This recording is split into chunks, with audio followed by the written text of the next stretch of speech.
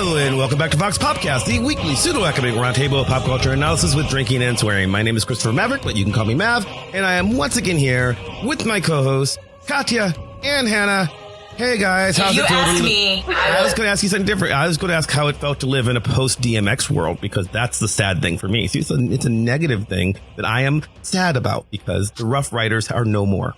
No one knows what I'm talking about. I do know what you're talking about, but I think I am an uncultured person, and don't actually, I don't know, I don't really respond to celebrity death. I now feel bad about what I want to talk about, because there's no way to transition. So we can transition. It's just want to stop, drop, shut them down, open up shop. That's all I wanted to say. And then now we can talk about something happy. Oh, thank you. Well, I don't know if this I don't know if it's happy, but I wanted to say, I think that this is the year where G.I. Joe Snake Eyes actually is going to happen. Really? Is that like, that hasn't been moved from the schedule? No. I think you're doing a box office update, because I think you're still in the lead. I haven't actually checked, but I think by the time this comes out, Katya will probably be in the lead. We're recording on like a weekend, so unsure. But yeah, I still don't pay attention to these, because as I've learned, my box office success runs entirely on negative necromantic energy and apparently global catastrophe. So, and since that's kind of still holding in 2021. You sound way too happy about that. No. So like Mission Impossible. At this point, I have just accepted that I am just going to become I just accepted that I am somehow an unintentional evil wizard. And I don't know. I take it where I can get it, man. Yeah. Fair. So like Mission Impossible 7 gone from the calendar, but G.I. Joe. Mission Impossible 7 belonged to who? Do you know? I who think had that in the game? You. That's what I thought. Okay. That seems like a bad movie. Yeah. Well, Snake Eyes G.I. Joe Origins is not only staying on the 2021 calendar, but is moving up from October 22nd to July 23rd. So I think it's actually happening, you guys. It took 2021 to make it happen, because like this has been on, I feel like, every box office game since like we've done a show. I think I'm not sure. So that's happening. I don't know how to feel about that. I really don't. I actually really don't. I didn't know what to do with it, which is why I wanted to talk about it, because I thought someone else might be able to find meaning in this chaos. There's no meaning. There is no meaning. There is no meaning there's no meaning there. You're sounding a lot like the comedian, I feel like. Nope. Mm-mm. Anyway, this I feel like illustrates exactly why we brought our guests on today, actually, because to talk about really, really bad movies and how I'm going to win the box office game. No, this is our example of, how you extract funny things from the ineffable and strange, much like G.I. Joe movies. Well, I've heard some laughs that I don't recognize, so I assume you brought some people. I did virtually drag along some humans. Today we're talking basically about comedy, stand-up comedy, which is actually something I'm kind of surprised that 2 years in we haven't actually, I think, addressed other than in passing.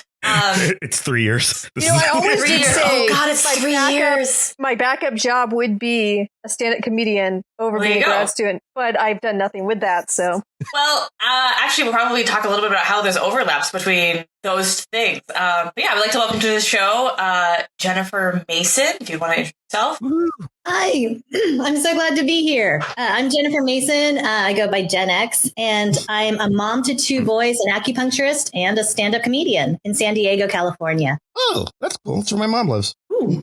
I'll send her. I would send her to one of your shows, but she is very much not leaving the house for the last year. So, I mean, there's a loophole to that. Yeah. It's funny. And Nico. Hi. Yeah. My name is Nico Lukoff. Thank you so much for having me on here. I am a husband and father of 3, salesperson for a business sales company.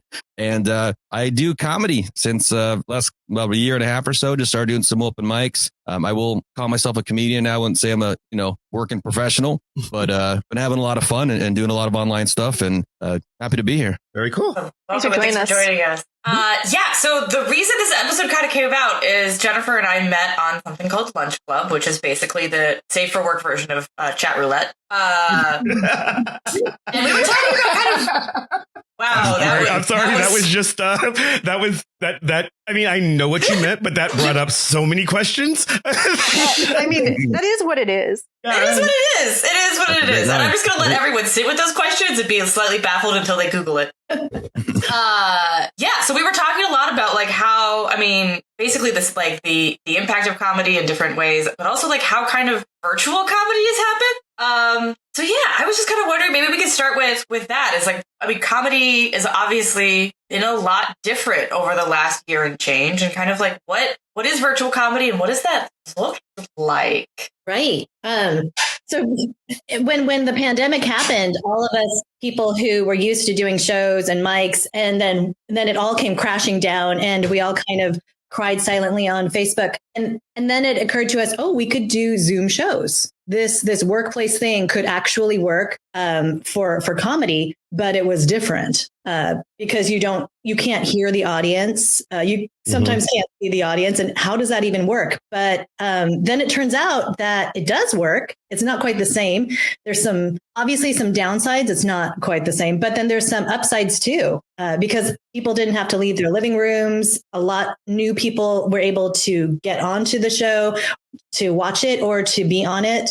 And you could travel virtually all around the country or the world and do comedy. Love it. That's exactly it. That's what's been going on. And basically about a year ago, I started a Facebook group called Displaced Comedians, because I just started doing open mics about 6 or 7 months before everything shut down. I just want to still, work on material and tell jokes. And I always kind of hoped there was a way to do that remotely, because I would do mics when I would travel for work, and then I'd come home, I'd be with my family. I didn't want to go out all night. And then I was like, I wish there was a way to communicate with other people and still, get some of that engagement. I looked into Twitch a little bit, but I didn't really dive much into figuring out that platform. And then this dude ate a bat or whatever. And now it's just what we have. And then I started this group because I wanted to be able to connect with different comics and have kind of a centralized place to focus on where to do these Zoom mics, who's doing them, because they're in different regions. And then it just became this group, and ended up meeting Jennifer through that and doing her show and interviews. And it's been a crazy, interesting time. Yeah, Nico's Facebook group, the Displaced Comedians, I call it the Mose Eisley bar of, because it's just everybody. There's thousands of comedians from all over, all kinds of opinions. And so this isn't like when you say group, you're not talking about, this isn't a group where you go to see shows. This is like a networking group for comedians. Yeah, this is a group on Facebook that I just started because I wanted somewhere for people to be able to connect, and also focus on, I've been maintaining this list that started by about 3 or 4 mics a week. Now I've got a couple hundred that I've got cataloged that people are doing all around the world, mostly on Zoom, some on Instagram, some on some different platforms. I've been doing some VR shows too. So actually like headset virtual reality. Yeah. It's just people connecting online and talking about, hey, I'm doing this show, I'm booking for this. Who wants to just hang out and run sets? Who just wants to hang out and talk? Because we're also just a bunch of people still trying to connect with one another. A lot of people who couldn't get to shows for different reasons, for physical and mental things that, contributed preventing them from doing that, are able to access this now. And everyone just kind of coming together to be funny and work on it. Very cool. Yeah, so I'm curious, both of you kind of mentioned some of the upsides of doing comedy. I mean, do you think the virtual comedy circuit, for lack of a better term, is going to be a thing beyond COVID? Once we're all been jabbed with the vaccine and all? That's a hard question. Here in California, I think June 15th is the day that everything is set to open. And I was telling my fiance, I think that's the day that Zoom comedy died, But, nope. But on the other hand, I think that if you have a comedy festival, why wouldn't you have a Zoom option where you can expand it to a much greater audience, have a concurrent thing? I think that there's going to be a virtual element for sure. It's going to keep going. But I'm also going to say that I've been able to do 2 live shows, and oh my gosh, it's a difficult. I want to hear all about it slowly. I want to know everything that happened. I want to know, did you do jokes you made up in Zoom? I want to know everything. I walked up to the mic and I put it in my hands and I looked at people in their eyes. Today on Vox Pop After Dark. Oh, don't. Fun about Zoom is you see people really close too. We're at a comedy show. You might not see people as close, and like you pick up, I think on some of their reactions, they might be hiding or not be doing as much or sitting in the back, talking to each other. Like, because people have to, everyone's in front row on Zoom. So they're just kind of right there. That reminds me, it's sort of like a music show, right? I've been to comedy shows and music shows where even with the best, like I've sat in the front row, I've been in small clubs, and I've also been in, amphitheaters and even one at a football stadium. So whenever you're at a live show, in a lot of ways, live shows aren't as good as watching it on TV, right? I enjoy the energy of the crowd, but the comedian is just, if you're in the 20th row, of some theater, the comedian's just this little dot over there that you're listening to, right? So there is I guess there is a benefit to, just like if I'm watching, this is one of my favorite comedians, I'm watching George Carlin or Chris Rock, people that I enjoy watching, I'm seeing close-ups whenever I watch them on HBO. So it's like that, I guess. Yeah. In that range, and touch on what Jennifer was talking about too. I think it's still gonna. This comes up like all the time. Always a question like, what's gonna happen? Everything's opening up. I don't have the perspective of somebody in a professional standpoint. As far as people just community wanting to run jokes, that's gonna happen forever on Zoom because we know how to do it now. So why wouldn't someone put up a Zoom, especially someone who's in an area that can't get out somewhere? I've done Zoom shows where someone's sitting outside in their car about to go in to a real live club, doing a set on their phone, because why not? It's fun. They made a couple of bucks. They might not have made anything, but it's, you can do it. And I could see hybrid shows, and I know those go on where it'd be really cool to go to a comedy club, see some live performances, and then have, hey, coming now from Dallas, Texas, or Baltimore, like all these different places of the world that you might not be in, this special guest, and keeping that energy moving and making it a part of something. Because like Jennifer mentioned, we're performing from, all over the place, all over. And she's put on some awesome shows. Probably one of the best, most fun Zoom shows best put on I've been a part of before. And you got people from all over that would not have been performing together. And now we get to. I've also been doing some Zoom improv. We call it Zoomprov and Zoom clown. And my one of my Zoomprov coach, she said her mom prefers the Zoom shows because she can actually see her face. Oh.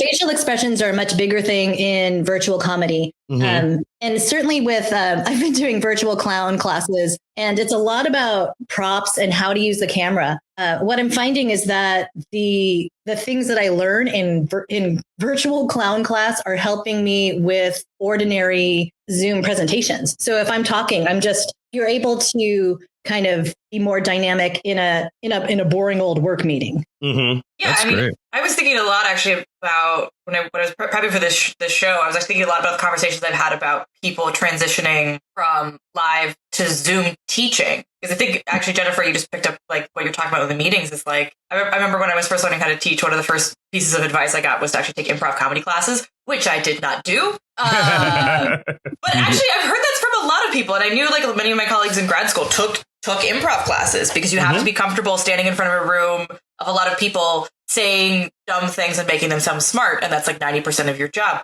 So a lot of, I think people who don't teach don't realize how much teaching is performance. It's entirely performance, yeah. Oh, absolutely. Entirely. Oh, it is. It's performing, and then you put a bunch of smart words and stuff, but also like it's.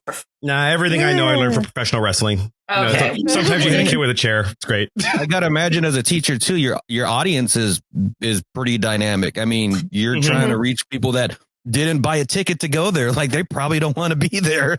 It's even weirder. They bought a ticket and they don't want to be there. Right. It's a weird dynamic. The level of school. Yeah. I'm thinking, I got kids in school, so I'm thinking like they're hopping on Zoom. So, they're in elementary school. Yeah.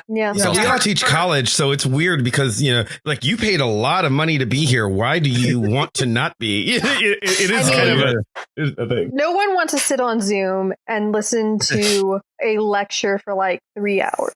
Yeah. But I think the other thing is also, I know very few teachers that want to be on a Zoom call and lecture for 3 hours. I imagine this probably is also true of a lot of performers because like, I find teaching on Zoom to be really difficult and challenging because you don't get the same kind of what you were talking about with like the audience feedback because you're kind of, even though we're not trying to actually be entertaining 90% of the time, except for math,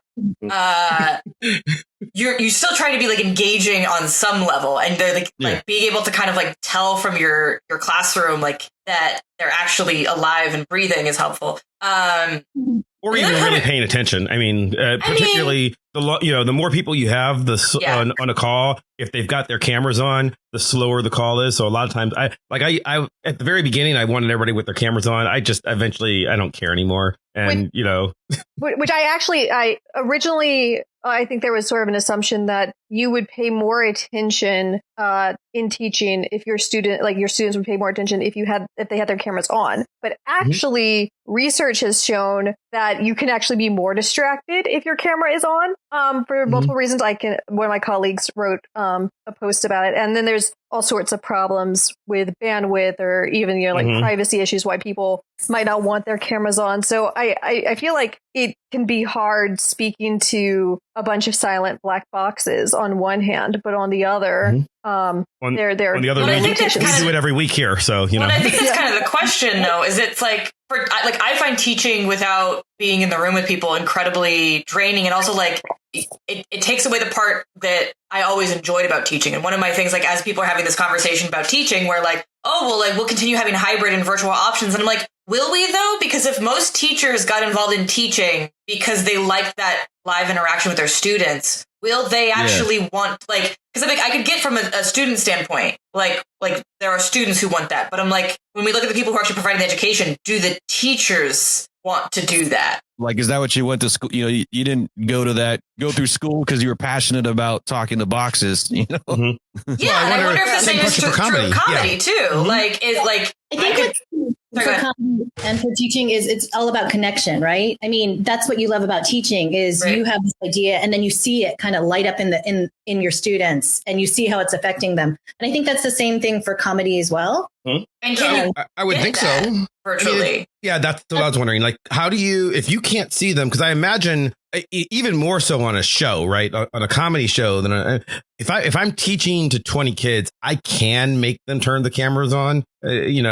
If I want to. If you're doing a comedy act to even 100 people, even if they have their cameras on, which would be abysmally slow, you certainly don't want them to have their mics live, right? So you're just you're essentially doing your act in front of a mirror, like you would practice, but you've got to still make it professional somehow. That seems like an odd mix, isn't it? Imagine doing that, but someone could just open up a bag of chips on your punchline, and the internet cuts out, and you just miss right there, and then anyone in the background could be like, hey, this guy's not funny, or this guy's funny, or this person's or whatever. And they're talking to someone when they think that no one can hear them, and everyone can hear them. And you've got all these things on the screen, all moving. God. And you're telling your joke, you're doing your punch. You pause a little bit and you go, wait, do I keep pausing and be that jerk who is like, that wasn't very funny, and he just waited for a laugh? Or do I stop because I don't want to step on any laughs because the internet's lagging? These are the things that are always happening, and it's bananas. But for me personally, I would prefer talking to black boxes that it's about expectations to me and the energy movement, obviously, because if I know nobody can respond, then I know what to do. It's not as fun. I performed in the same spot, standing in my garage, yelling into my phone before Zoom and all this stuff. Just when I was rehearsing sets, thinking about where I should probably pause, thinking of where, these should always be. And then I'd go perform and figure out where those actually were, doing that live. But if I know that's what's happening, then I can do it. I rehearse my set sometimes where I'll just be like, I already just talked for 20 something minutes. Nobody was there, but I knew that expectation. What's messed me up the worst is I was on a Zoom show. It was the worst Zoom show I've ever been on. There was like 6 people in the thing. It was some comics and some that weren't, and all these things where people would look at you and you could see them looking at you into their webcam and laugh and respond and then say a joke afterwards where somebody who would have enjoyed that joke would definitely enjoy this next one and doesn't at all. And that's what messes me up, because it's like that just it was jarring and shifted things. And I realized later that there was like, someone had gone in and started heckling, and then they kicked out the wrong person. So everyone was like shuffling around and dealing with all these other things that I didn't realize while I'm stumbling through my set because I'm just getting thrown off because someone did jump in and start being obnoxious. And I'm like, still, I'm kind of just a new open micer figuring this stuff out. And I'm just like, and I felt that draining sensation that I hadn't felt since I had bombed live before. And I left the room and I was like, that wasn't as bad as bombing live, but it was almost the same thing. And then I, realized what was going on, did a good set later and like removed that. And I just felt elated and amazing and now have a fun story. But it's that, I think that illustrates a lot of those weird little things that can happen that you just deal with. And it's bizarre, but I would definitely rather have video on and everything. I'd rather have video on and no mics on and be able to see reactions. I'd rather have audio on if it's not going to be weird timing, or I'd rather have nothing if I just know that's what I am having. There is something about expectations. And I think, when you were saying how when you see a comedy show, you could be in the back row or in the front row or in the middle. That's kind of, I think the audience can control that with whether or not they're on camera, right? If they take the camera off, they're kind of in the back row or they can be right there. The hard thing as a comedian is that it's kind of like every heckler has their own microphone. Yep. Same volume as you. And it's usually accidental. It's usually somebody's aunt who's like, I think she's on next. Do they not mute the crowd? They don't mute them centrally? Well, so it's a trade-off, right? You either mute the crowd, and then as a comedian, you feel like you're bombing, right? Because it's just silent. Sense. Especially if you just heard them making reactions and then they go silent. Then it's like, what just happened? Like, did you guys get that? Should I say it again? It was funny. But when I started my first show, I had everybody muted. And then somebody said, I went on another show. It was much better when there was some laughter. And if we have, fewer than 40 people, what if we have it with laughter? And it turns out that does work better. But I do have my fiance as my electronic bouncer, and he goes through and mics any of the accidental hecklers. Yeah.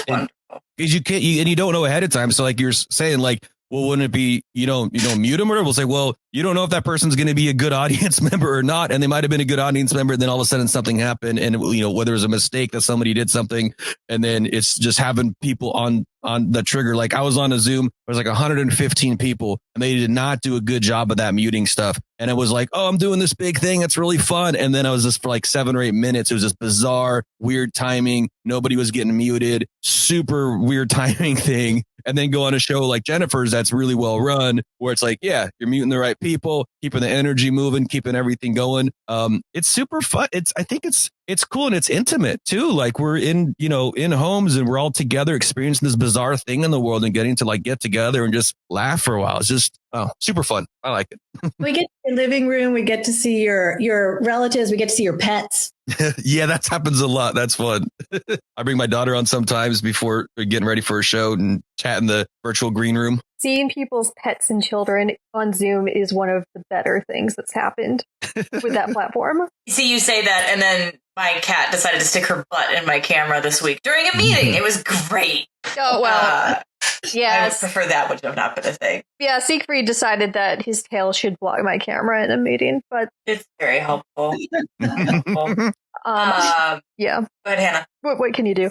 I would kind of like to go back to a comment that you made earlier in the show, which was talking about how in some ways the pandemic and moving things online has allowed more people to access these shows and comedy. Yeah. So 100%. This is also true in a lot of ways in like the world of education. And although like maybe for some people, like we absolutely would miss, face-to-face teaching, but in other ways, there's been more emphasis on accessibility, thinking about providing captions, thinking about like, rural areas and how like all these, different needs can be met. So has there been a thought or do either of you have thoughts about like how you can think about preserving access as like things transition to be more quote normal one day? Well, I'm going to keep my virtual show going, which is a little bit of a specialty show because I also I run an 8-week coaching class and then we perform live on Zoom with a Facebook live stream. And I'm going to keep that going. But what I've really enjoyed about the Zoom comedy, I've seen what we've seen is other comedians finding specialty groups for themselves. So I've seen a lot of LGBT shows where people are like, "Ooh, let's all do a show together." And for me, I've been on a lot of all women mics or all women shows and one single parent show. And it was just great to meet all of these people from all over the country or the world and talk about, we just make jokes about our kids. And especially women comedians, I think we love performing in women heavy shows. It just changes the tone. And I have women comedian friends all over the country now. So I really hope that continues. I mean, I would imagine neither of you are touring, the big venues. You're not playing at Vegas yet, or you're not playing Madison Square Garden. So this gives you, this gives you access to, you've done road shows, but it gives you access to communities virtually that you wouldn't necessarily have as easy access to. So I imagine there's a benefit to it. Oh, it's huge. Absolutely. Like right now, I could go pretty much anywhere in America and some other countries and know somebody who is either there or ready to get on a show with, or knows somebody to help connect those dots. And I've helped people connect those dots when they've come to where I live. I live in Idaho. I never even performed where I live because I just did it when it was like, hey, hanging out in my hotel after work on the road. Okay, well, what do I want to do? Do I want to watch Netflix, or I want to go down this weird, bizarre path of trying to make people laugh? And I chose that one. So back home, I didn't really perform, and I intend to as things open up and I get vaccinated and everything. But we'll definitely keep having those connections. Network. Like one cool thing too is being on shows with people that I have no business to be on shows with, like just from meeting people and doing a decent job, where it's like, it's more about, I think, ability than anything. It's like, it's kind of an even playing field, which must suck kind of if you started out higher up. But like, I'm just some dude who's just like, I think I got some funny stuff to say, and I work on material, and a lot of stuff is fun.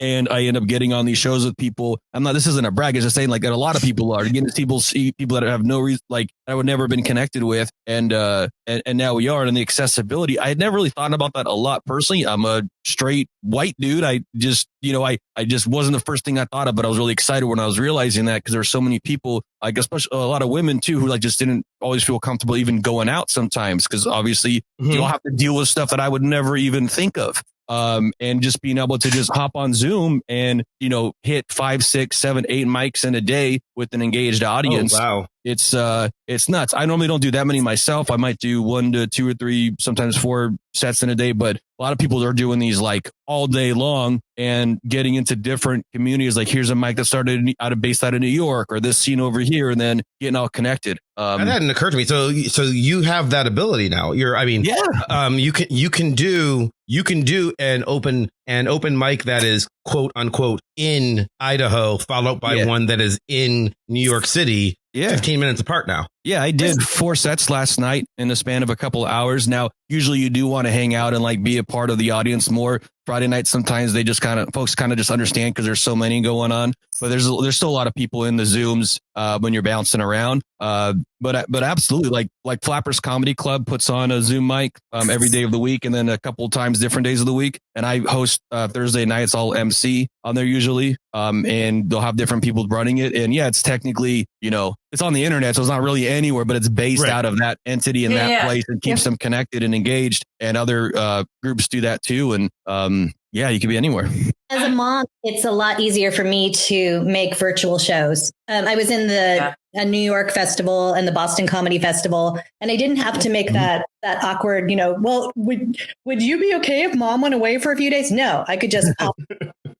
Yeah. Same being a dad right now. I got kids inside right now. And, I just be like, okay, I got like my 11 and 12-year-old boys. Like, okay, hang out with your 5-year-old sister for like 20 minutes. I'll be right back doing my set. Yeah. That's fascinating. And I guess it shouldn't surprise me. It's the world of podcasting, right? Like we've had people on our show here from all over the world, and the production. So the first time I worked television or radio, I had a job at a public access television station in high school. So when I was like 16, right? And the amount of equipment and access that I had at that point was certainly more than we run this show off of. And it's where I learned video and audio editing. But on the other hand, that show, we were limited to, we've got a city councilman on today. We've got, we've got people in that town because that's who we had access to, local celebrities and everything. So, but yeah, you suddenly have, you have a much bigger world, just like we do. We've got you guys on. We're not even in the same cities. We're doing from three separate cities between the regular hosts, but you guys are in Idaho and San Diego. I wouldn't have normally been able to book you on a show, not without having you travel. Yeah. There's a lot of crossover between what you do and what we do. Holding a conversation with all of these people about interesting things and surprising things. So yeah, I think you guys are all kind of comics. We try occasionally. Well, do we try? I don't know. I'm kind of wondering if that also like changes the content of some of like people's work, because okay, that's not steeped in stand-up, but like I would assume that there's at least some regional differences of like some jokes land in the Midwest that don't land on the West Coast, for example. That gets weird because it gets all the groups together. So whichever group happens to get more upset about whatever joke it is, for example, that's what changes the tone immediately. I'm not saying what's good or bad or right or wrong. It's just what is. So it has been challenging for like some comics I know who are into just a little more rougher comedy. I don't even know how to describe it exactly, but edgier, I guess, or whatever you want to call it, really having a hard time in a lot of places because you got all these groups together and you're not all in the same place, so you might not all react to the same things the same way. And I kind of warn people that a little bit too. Well, just be cognizant of that and realize that that's what you're jumping into, and you're jumping into Zoom stuff. I feel like any jokes that like demonize a particular sports team are probably just don't. Well, I wasn't even wondering just that. I was wondering just like tone of the act, not even as much as like swearing or working blue. Like as far as Jennifer, you said you have enjoyed working like single women and working moms, and you've talked about like the specialty themed shows, right? And if I do that in real life, if I go to a black club versus I go to a club of blue collar comedy tour style club, right? Like I know what I'm getting into when I walk into that room, right? Like, and I know I cannot do my Showtime at the Apollo material, in the middle of Iowa. Like it just won't work, right? But in your world right now, you don't really know who's going to log in, do you? Yeah, it could be so-and-so's aunt or whatever who's on the show. There could be 10 comedians bringing different people to it, and whoever's promoting it, who knows where that's getting promoted. Like, yeah, you have no idea. So what do you do when, and again, not that you're necessarily trying to offend some group, but comedy by its very nature is often offensive, right? Like that's kind of even in good humor, right? So there are jokes that one might make in front of a predominantly African-American crowd, if you are an African-American person, that will not land at all in front of a bunch of white people, and in fact might be very offensive. And vice versa. There are gay jokes that might be made in an LGBTQ club that won't land for a public audience, or that will be vastly offensive to them because of lack of context. And if you don't know that going in, how do you prepare for it? Like the TikToks mocking the straights. I really enjoy the straight person because they're honestly not wrong. I don't really. This is where it comes where I don't have this a great perspective on. Well, this is my perspective on. I'll say what it is being so new. I basically started on Zoom. I didn't really have maybe 2 minutes of okay material when I started on Zoom. So this is where I've developed it. And I'm not a comedian who does anything that offends people. And not because this is not what I think about when I think about what's funny. Like the jokes I come up with just happen to not be those things. They're silly stories and personal stories and observations of things. And I've done them in pretty much every kind of room and culture, and typically goes pretty. I'm not trying to like say I'm some great comedian. I'm just saying like I haven't had that issue with the type of material that I do, but I can definitely see that from folks that would be an issue with. But I haven't personally encountered that, which I think has probably helped me because now I can go do comedy that's like clean and not going to piss anybody off. But that should be fun, So I think that's a perk of developing in that land in that sense. I think as a comedian and probably as well anything, you have to know your audience. And sometimes it's a little more obvious because it's called the chronic comedy room, right? Or women under glass. If you're going to a women under glass, about women and the glass ceiling, this isn't right. Bitches be crazy kind of territory. I have noticed that there's regional differences. I think the East Coast comics, like the New York, they just have this kind of roasting thing built in. So they're yeah. Yagan. I feel like, why are you so angry and mean? But that's just how and I'm trying to learn from it. So I want to be a little roasty. So I've noticed that. But I think what Nico's saying is absolutely true. And it's a lot of conversations in the displaced comedian group where people are saying, why can't we make jokes about this? And this really interesting cultural discussion comes up where like, this is offensive and you're showing your privilege and all of these things are coming out. But I think that what I'm seeing is a lot of comedy that's just based on your life and you're not punching down, and punching down isn't really funny anymore for a lot of audiences. Yeah, I mean, I think that it's really interesting, especially. So one of the things Jennifer and I talked about a little bit was like kind of cancel culture in comedy. And we recently had an episode on cancel culture where actually I think a lot of our examples, which I don't think was intentional, were from stand-up comedy, just because I think kind of what you're talking about is like there are these traditions of comedy that are like intended to kind of like piss some people off, whether it's people in the audience or not. And some people have done that, negotiated that really well, and some people I think like haven't negotiated it that well, or like what Jennifer's talking about. It's like their comedy is punching down in a way that like maybe people didn't perceive it that way like 10 years ago, 15 years ago. Yeah, to me, it's weird. It's like funny is funny, and it just isn't funny to a lot of people, and people get upset. Like they post in the group, why no one gets my whatever. I'm like, that was your job, dude. You just didn't. Like, I'm sorry. It must be weird. Like if your job, and someone posted this, and this is kind of along the lines I've been thinking about it, so it was really well done. Was like, look, if you're used to doing your job one way forever, and then like all of a sudden your job's different, like it's gonna be weird. It's gonna be hard. It's gonna have different tools. I didn't start in the comedic world, when that was very different. So I don't have that perspective of that transition of when things became whatever they are now. Was it a one day everyone was like, hey, let's not be assholes? I don't know. I don't think so. I think it's probably been a progression of society in general, but now all of a sudden they're like, complaining about, like, if you took all this energy complaining about how the things you used to think were funny, like people aren't liking, then and put that energy into just working on telling jokes and writing new shit, you probably would be a little better off. Or maybe you wouldn't, because maybe you're just not going to be that person. And that's, well, maybe, I don't know. I wasn't even thinking about intentional offense, though. I was thinking about, so one of our most popular shows we ever did was our Your Black Friend is Tired episode that we did at the beginning of the George Floyd riots. And when I did that show, because you guys weren't there, by concept, like it was me and a bunch of my other black friends. Like it was everybody on that show was African American or African Canadian. Sorry, Kingdom. But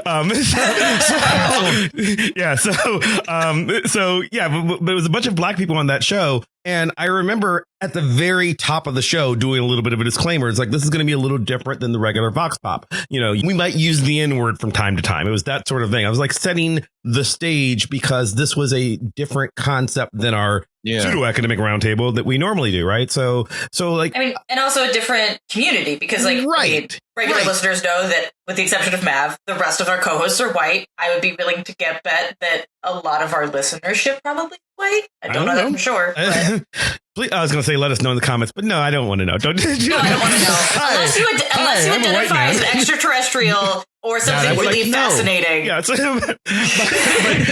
but I mean, just in general, like if I'm doing that, if I'm working a club as a comedian where I know it's a black club, I know my audience, I know, not being mean, I know I speak in a different way than I'm going to. If I'm a lesbian woman going to a lesbian club, my comedy might be different than it would be more niche because you're trying to connect with that audience than you would be going to a room full of truckers who are going to be very much not just turned off, I mean, but minorly offended by the way that a group of lesbians might speak in private. Again, I don't mean that they're trying to offend the person. Yeah. It's not like, I'm not saying material about truckers being stupid. I mean, just women using words, like. Well, it's a cultural difference because, like, right.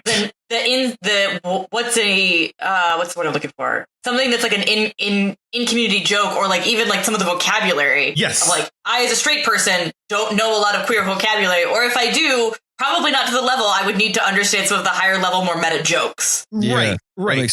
And like, so in a black club, in a black comedy club, the N word gets thrown around like candy. It free flows. It's not meant to be offensive. It's meant to be, and there's a tone thing that I can't even, this episode's not going to be about me explaining how do you know when someone's being offensive versus not, but it's not meant that way. But probably to the fore view, the level at which it would be done at an all black club would get really uncomfortable after about 2 minutes. So somehow when you're doing these Zoom shows, you've got to know to not do that. And it seems weird, right? Because or you just decide that you don't care. Right. And if I'm doing a show like Jen was saying, if I'm doing a show that is promoted as, the Kings of Comedy Online, right? Kings of Comedy was this show with Bernie Mac, Steve Harvey, D.L. Hughley, and Cedric the Entertainer from years ago. And it was their tour. It was 4 black comedians touring together. If they brought that, Bernie's dead, but if they brought that kind of show together and did it online right now, if they promoted it that way, you would expect it to be like that old show, right? So you would expect it to be a very black show. But if you just are saying, hey, we're going to do a comedy act online, it's a Zoom comedy act, and Steve Harvey is headlining, and people think they're going to get the guy from the Family Feud. Steve Harvey, the comedian, is not the guy from the fucking Family Feud. Right. It is a very different show. and that's kind of what I'm getting at. Yeah, it's got to be weird. I personally don't. Like I said, since what I've developed has been in this landscape, it's pretty neutral, and I haven't really found a huge difference in different Zooms I've been in with that. But that's got to be super weird, especially someone who's like been doing it for a really long time, maybe who's like a professional who is used to being able to go into a room and have a bunch of different material based on where they're at, hopping in Zoom. I think as a comedian, it's your job to connect with the audience and so you kind of try to read the room or before you go up. I have a bunch of if I know the audience is going to be at least half women, then there's some material that I'm more likely to do. But if it's an all guy lineup, it's not the crowd for my menopause jokes, Yes, that's exactly what I was thinking. It would be they might find it uneasy. Not that it's offensive. It's just you're talking to women. Well, it's like it would be like a guy coming into a women's show, like Jennifer was saying, like a male comic coming into an audience of mostly women doing like crazy, like them bitches though. Yeah. Which I have seen guys do, and in some ways, like I think not quite the cancel culture thing, but I've definitely been in smaller clubs where I've seen male comics do that, and like clearly did not do what you guys are talking about of kind of like making sure that your material connects with the audience, because they were basically making fun of women the entire time, and basically like everyone sat there and politely listened. And then literally, like, the worst example I ever saw is a bartender at some point, female bartender, I think, went up and just kind of like, and the next person. Yeah. Because the guy was clearly panicking. Like, he wasn't I don't think he was trying to be offensive. Maybe he just didn't know what the audience was. And he was panicking on stage. This show right now, we have 3 women and two men. And if I had a routine about, who's had a prostate exam, well, you guys have not, because, like how do you'd have to know to adapt it. And it just seems to me harder if you can't see the audience at all. But maybe you have to know ahead of time. Yeah. It's a good skill to have. I mean, I think you could still do your prostate joke, but you might need to explain some things, or you might need to, right? Mm-hmm. As you become a better comedian, I have different sets, right? So I have my women only set, and then I have my, I might be going into a territory that has different political views. I will just make cat jokes, And I think that's really how people like cats. Is that a thing? I don't even know. At this point, but I think as you become a better comedian and a more professional comedian, then you have material that appeals to a larger audience, or you can make it work. Yeah, and that's really like the stuff I did on your show, Jennifer. Basically, all that I've been developing is stuff that seems to go across lots of different rooms. It's actually been really fun because there have been different cultural differences, and I don't always know when I'm on a show, I'm like, who's going to be there? And I did one that was primarily African American, whatever I'm supposed to say. I don't know. And it actually went awesome. It was like the most fun show I'd been on. And I was like, this was great. Everyone's just having so much fun and being super funny. And, I was doing the same stuff I do in every other Zoom. And it's been kind of weird and fun to start developing. I wonder how many people are starting. There's a lot of people obviously that are starting on Zoom. They're going to go out live. And I'm hoping that, it goes well. And maybe I don't know. Obviously everybody sets and what they're doing. Everyone has their own perspectives on what they're doing. But if we can all kind of grow from knowing like, hey, let's try to do stuff that makes everybody laugh, then I don't know. Maybe that's not a bad thing. I think the other thing is that when you're honest and authentic, surprisingly, that's what's funny. So if you just had a prostate exam and it was mind blowing, I want to know about it, even though Hilarious.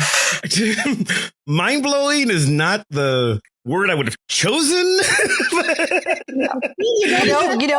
If that is how you feel, Mav, you should just lean into it. No judgment. We're not going to judge you, Mav. This is a safe space. Mav had an incredible prostate exam experience. He's going to tell us all about it right now. At what point? At what point in the last 3 years of this show versus you knowing me even for years beyond that? Have I ever seemed embarrassed by anything? Yeah. If I enjoyed a prostate exam, I would tell you.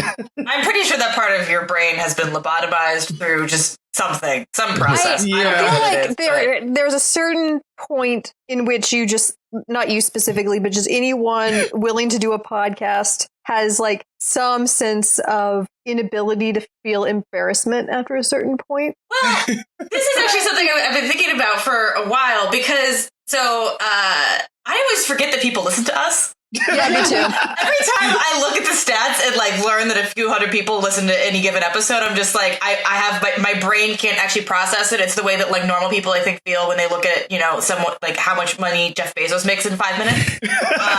So like I can't even conceptualize that. I cannot conceptualize that people listen to this show. So hi, people listening to the show. I'm still not convinced you exist. Thank you, and please leave us a 5-star review on iTunes or Stitcher or Spotify. Yeah, to confirm proof of life. No, but I think like one of the things we were thinking about access is I kind of wonder. I mean, I think I would personally find doing like a set on Zoom less viscerally horrifying than going up on stage in a club. And I say this having signed up to do this because I am actually taking Jennifer's class on stand-up. So if I become slightly more funny by the July, then you can credit her class. But like it seems like because like I would appreciate being able like because in a podcast like I'm mostly just sitting here talking to you guys. Yeah. And that's my experience of it. Even though and I know y'all. But I think the other piece of it is because like I don't have to like watch Zoom videos because I also hate presenting in Zoom. I found out because that's a thing that I've been doing recently. I have a question for Jen on that then, because that's Jen, you're teaching a class, and so presumably Katya's not the only person who's never done stand up before who's signed up for this class, right? Right. Actually, I only want people who have never done stand up. I don't claim to be the best or most experienced stand up person, but I love bringing new people into it because I love how it changes people. So the reason I asked that, and again, I'm not maybe I should take the class too. I'm not a stand. I'm not a stand. I mean, it's weird because I'm in this weird position where even before this show, I was doing a lot of weird comedy stuff. Like I'd been an avid blogger for years, of which I was, I have a following such that it is because I'm at least mildly funny. In professional wrestling, I certainly wasn't good. So, so like people who enjoyed me because I was at least mildly entertaining, right? That's part of the gimmick. And Katya, you made a joke at the beginning of the show about like how I teach. Yeah, it really is incorporating a lot of the comedy and stuff that I've learned from this. That's my persona for teaching. And same, my teaching persona is based off of Eddie Izzard. Right. Like I actually do. I was actually telling Jennifer like this when we first met is that like I actually do a voice when I'm teaching to ventriloquize like certain annoying perspectives that I find kind of idiotic. Mm-hmm. But it is basically the voice of Eddie Izzard doing James Mason. And I think even like the very serious like teachers, like the fancy faculty who are very serious, all have like different little, even if it's not funny, Right. like they have different ways of trying to keep people entertained and engaged, because otherwise no one would ever want to take your class. Right. And or if you're any good at it, you certainly do. And Sure. but what I was thinking is like, so when I started wrestling, right, I trained for over a year, in front of the 10 people I was training with, right, and before I was ever on stage, in the ring in front of anybody else.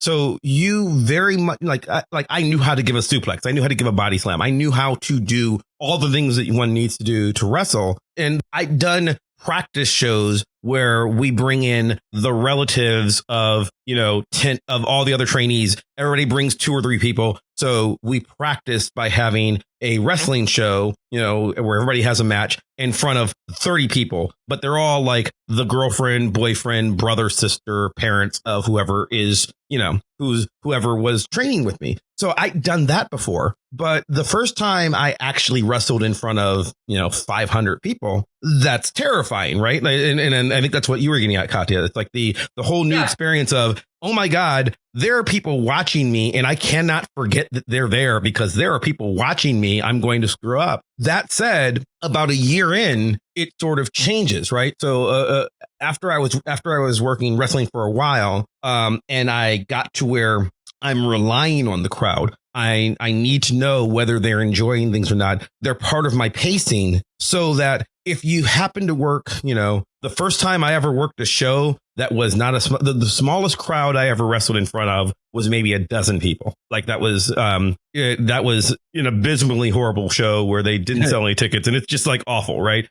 And it's really hard to go out there and there are 12 people watching and you spend the entire time going, why am I here? This is weird, because it is suddenly a very different experience from having 200 people watching you or 1,000 people watching you or even 50 people watching you to fucking 12, to where I can stand there on the stage and, I can stand there in the middle of the ring. I could punch a guy and then I can look around and I can go, well, there's 12 people and 7 of them enjoyed that. Fuck, how do I get the other 5? Like that, it's terrifying, right? Like that's how, so I don't know. I kind of wonder if this whole new world of the Zoom work that like Katya is going to be able to go and do her first comedy routine in front of nobody having to, she's not going to have to see anybody's face. And will it transfer to when she does have to see people or not? And I don't know. So it is a process. And, I do an 8-week course and then we do a show on Zoom. I used to do this in person, and I would rent out my local coffee cafe, chocolate bistro, and we would have a crowd of about 80. But it was a great room for it. Right. Will they go on to do shows for hundreds? I don't know. Actually, that's if so, they have a lot more growth to do. So I just want to give people the chance to play, to play their ideas, to find out what are they passionate about and how can we turn this into something that communicates to other people? Because if you can do that for even the small class, then that's how you get your material. And then you can work on events. And then once you perform once, you just have that visceral memory of what it's like to perform and get laughs. If you want to pursue it, then there's a lot more work to do. You want to be a professional comedian. That's another journey that's going to take some years. I think that everybody can benefit, especially smart people can benefit from finding out how to find the surprise. We don't know any of those. You guys are so smart. How to. And also, you're right. I mean, as a teacher, I was a teacher for 25 years in a classroom. I taught English as a second language to adults. So you have this teacher, right? I had this teacher persona where in real life, I was really shy. But in the classroom, I was like a cocktail party hostess, right? With this captive audience. And so as a comedian, you get this comedy persona. What's your comedy persona? And I think you can use that anywhere. So even if you get to the stadium stage, I don't know if I ever want to sell out a stadium. I don't know if that's my style, but I love talking about what I'm passionate about and trying to get people into my stories and being engaging and funny. That's enough for me. Interesting. I think the usefulness of your class, I really do want to say that, anybody, whether you're going to take a comedy class, an improv class, pro wrestling, any kind of performance class, I think really does help you to in other aspects of your life. For us, your teachers, but like I used to be, by day I was a software designer, right? Like that was the thing that I did. And there are meetings and stuff, and you start learning that, whenever you're presenting, whenever you're talking to people, it is a kind of performance that we went to karaoke. This was years ago. We went to karaoke and with a group of friends of ours. And my wife was there and several friends of ours. And a friend of mine was a model and stripper, and she went up there and sang. And I remember my wife leaning over saying, she looks terrified. What's wrong with her? And I was like, what do you mean what's wrong with her? She's singing in front of a stage and it's scary. And she's like, and Steph's like, she poses and, she dances in front of people naked, like all the time. And I'm like, different person. And she's like, what do you, and it's just like the mentality of, like here is a vulnerability of being able to, she has to sing it herself. Whereas the person who dances and takes her clothes off, different person. Like you can't, it's a different persona. And it's like, and she cannot escape into her head and be that person while she's singing. And yeah, she's clearly terrified. Well, because it's a different persona. It's a different skill. Like, I mean, this is kind of something like to the difference between, like I said earlier, like there's definitely overlap between teaching and something like stand up. But like, I have given a lecture in a hall. I think I've topped out at like 500 people. I would be horrified to walk and do the same thing. And like that was, a stressful experience because, speaking on a stage and whatever is for me always somewhat stressful. But like that, I'm just sort of like, okay, that is a thing I can do. I can read my lecture. I can do my thing. It's different. But if I would like, even if I wrote a set and what like felt equally like I could do the prep for say like a stand-up routine in the same way, that would be much more intimidating to me because I think that there's a difference between academic presentation and something more like comedy, because even though, at least this would be my assumption, and this is I think how I perceive it from my end, is it's like there's a difference between presenting academic work and something that feels much more personal, because you can depersonalize academic work and teaching I think much more easily. Not everyone does.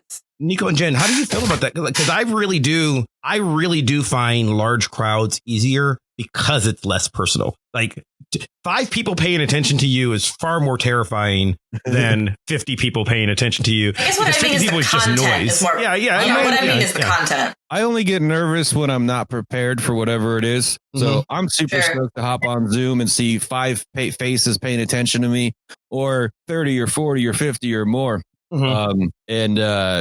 Just any range of that. And like, as far as like, persona and stuff, I'm kind of just me. And I kind of think that works. Like I don't have a different, being this person, like as Jennifer touched on a couple of times, just connecting and being personal and being authentic, and people realizing very quickly that what you're saying, you believe, or at least they believe that you believe. And just like in it, whatever that situation happens to be, and to be able to connect with everybody there. Yeah, I agree. I mean, I say persona, but it's still me. Most of my stories are based in truth.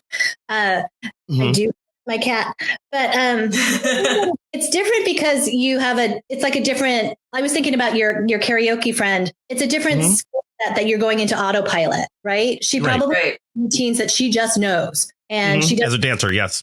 So when I do sets, I think about what jokes I want to do. And if I'm starting to launch into my menopause set or my cat set, I know where I'm going. And so that's actually what I really want for people who take the class. It's not that they will go on to sell out Madison Square Garden, but that whenever they want, at any cocktail party, at any presentation, even a lecture hall of 500 people, there might be some signature stories or a signature joke, or even the way they introduce themselves that will immediately captivate the crowd, and they'll pay attention to you for the next 30 minutes of whatever it is you have to say. That's awesome. That is an excellent point. I love it. And too, by the way, when I said persona, I didn't mean like you're not authentic. I just mean like, I just was thinking through some things. So, that's awesome to have people prepared for that, because everything in life, like I'm in sales, my job is to talk to you and communicate in a way that you're going to end up agreeing with me in some fashion for something. And that's what we're doing in comedy. Every so many seconds, we're trying to get all those punches in and get that reaction. So,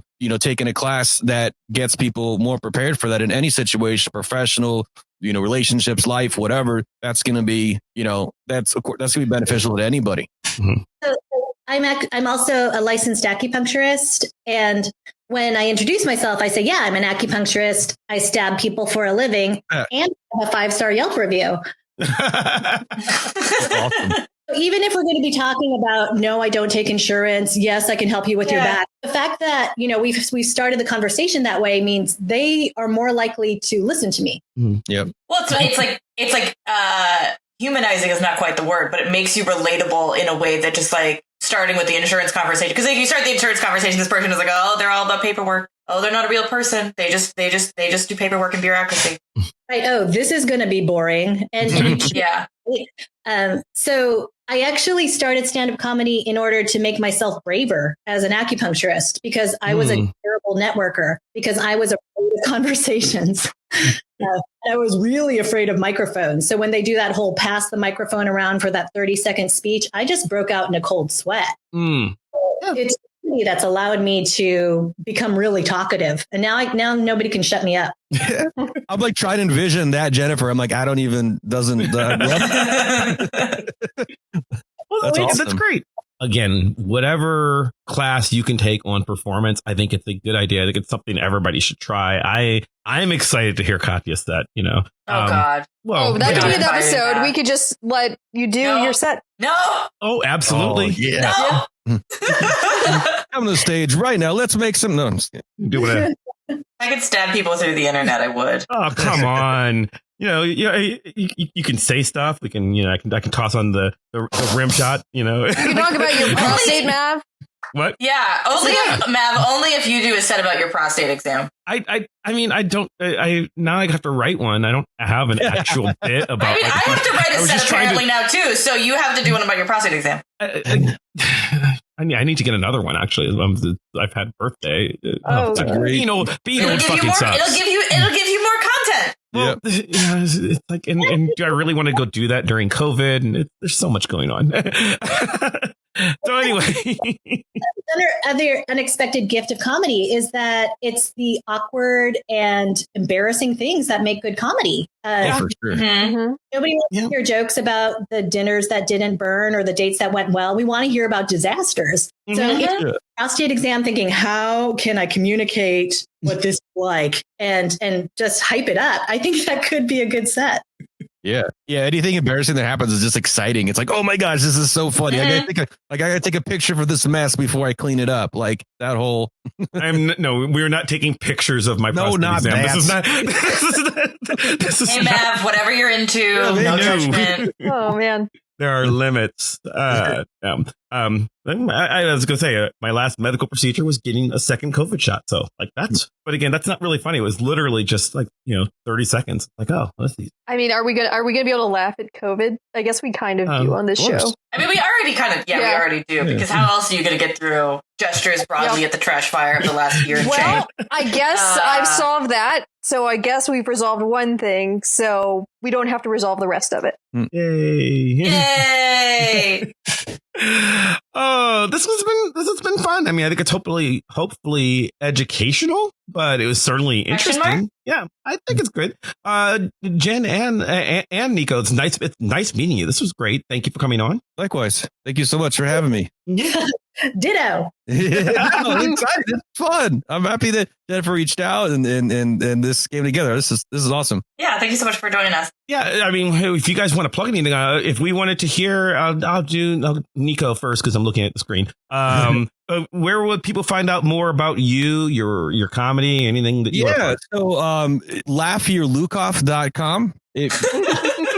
And some Facebook friend recommended that at one point. I don't know who, and I've asked someone I want to credit that. So I'll take credit for it. Guys, laughyourlukoff.com. That's where I just have a list of whatever stuff I've got coming up. If you're a comedian or someone who's working on just trying to find somewhere to tell some jokes or thinking about doing that, Mav, go to Displaced Comedians on the Facebook if you want to join the group, or displacedcomedians.com if you don't want to be in a group and just want to see the massive list of mics, because I understand not everyone wants to be part of that group, but they just want to be able to access stuff. So I have a list of that. And I know a very funny comedian, Todd Royce, who actually was a wrestler too before. I was going to mention that, and is absolutely hilarious. Thank you so much for having me. I'm doing a bunch of Zoom shows and VR shows and stuff. So hope to see folks on those. Absolutely. And Jen. You can find me on Facebook or Instagram, Gen X and the So Fucking Funny Show. My next show is actually next Friday, April 16th, and we have 3 new people doing their very first comedy debut, so it's going to be super fun. And yeah, I have a new 8-week group starting May in the first week of May.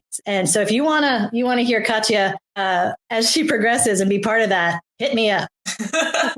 Yes, I think Katya can have like a tight 60 minutes, and she's going to just do a whole episode. We'll air it here and on HBO, and it'll be great. This is, because we have such good connections at HBO. That's right. They really appreciate all my commentary on all of their shows. Yeah. Oh God. See, there you go. You could have like a whole routine that is just Hannah complaining about Game of Thrones. That would be great. Look, all that material is really old. I know it's old, but I can't help it because every time I think about it, it makes me. I mean, to really be fair, angry. I'm pretty sure half of the internet is also not over it. So I think you have. I think there are people who agree with you. I think they are. Just really quick, because Hannah, you and I have been talking. Oh man. Well, we've been talking about Space Jam a lot. This is a movie that exists, as far as I can tell, for no reason other than to A commercial. It's a commercial. Yeah, it's a commercial for you and I, right? Like there's no audience for this film. I am confused because it's got, it's not just Looney Tunes. I was just watching the trailer and they've got Clockwork Orange in this. And Game of They've got Thrones. Maltese Falcon and Game of Thrones. Who the fuck is nostalgic for Game of Thrones? It ended 2 years ago and everybody hated it. Okay, look, Like, I've been on HBO Max watching The Nanny because apparently what I want to do is relive my childhood. Yeah, and Game of Thrones for me constantly keeps pushing Game of Thrones, and because I'm slowly like devolving. I'm just talking to my laptop by myself, and I keep going. HBO Max, stop trying to make Game of Thrones happen. It's not going to happen, and just. You know what, George? Release Winds of Winter so I can do my close reading about how the show just doesn't make narrative sense again, and I'll just let it go. And then we'll just close with like 20 minutes at the end of Hannah just screaming into the void. I mean, that is basically anytime you bring up Game of Thrones. It's just me screaming into the void. But with articulate. I.e. So, for more screaming into the void, Hannah, where would people find you? You can find me on voxpopcast.com, where you can read blogs about our upcoming shows and leave comments. And maybe you perhaps want to be a guest. Maybe you want to talk about, actually, I don't know what we're going to be doing soon. So, give us an idea. If you go to the blog, you can find out what we're going to be doing soon. Mm-hmm. That's what it's there for. And Katya. You can find me technically on the internet at Just That Nerd Kid on Instagram. Mostly sewing content. May or may not actually exist there at the moment, but we're an internet enigma. You've been posting pictures again. You've had a couple up there. I posted some things. I'm trying to be a person that makes things again. We'll see how it goes. And then you'll be doing your set at the Garden when? I hate you. If we're not careful, guys, they might not think that we're friends. I mean, do they think that? Do they think we're friends? Apparently not. All of my friendships are based on good-natured ribbing and, You got to be able to do that. Did you get that from The Nanny? Because I think you might have. What? I've been watching The Nanny, and just like all the relationships are just based on like quippy ones. So you can follow me. You can follow me on Twitter or Instagram or Facebook, all of the places, always at Chris Maverick. You can follow the show, all those same places at Vox Popcast, where, as Hannah said, we can find out about what we're talking about next week. Next week, I think, is memory triggers, or maybe actually. No, I don't think it is. Oh, I don't know. Oh, next week is thought experiments. That should be fun. Yeah, go to our blog and leave us comments about our next 2 shows. We've got thought experiments in pop culture coming up, and then after that, we've got memory triggers. Should be good stuff, and we've got some other interesting stuff coming up. So leave us your thoughts, leave us your comments, leave us 5-star reviews on iTunes, especially because that helps other people find the show by goosing the algorithm, making us more famous, so that we become notable, and soon people will demand that Katya come to the Garden and play a sold out show.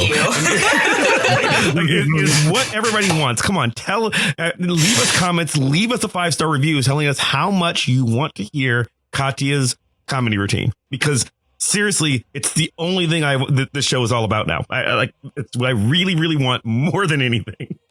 Also, subscribe to our YouTube channel where you can follow this show. You can follow my other podcast, Gosh Golly Wow, where we read comic books, or specifically the comic book Excalibur. That's been really fun. You can see some of the stuff we're talking about.